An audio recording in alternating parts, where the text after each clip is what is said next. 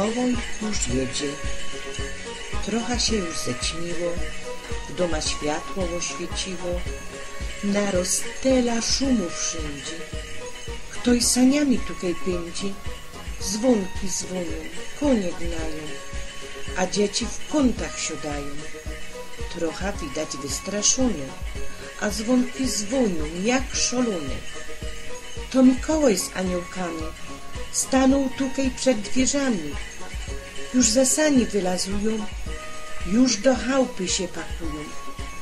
Ze sobą wielki miech tachają. Co fajnego nam sam dają? Pięknie proszę, Mikołaju, boście z niebieskiego raju. Tuż na stołek se siodejcie, jej niech mocie geszynk dejcie. Dzieci bać się już przestały, jak was z miechem uwidziały. Do maluczkich i do starszych wszystko mają, jak się patrzy. Bombony, czekolady i jabłuszka i nupel do maluszka.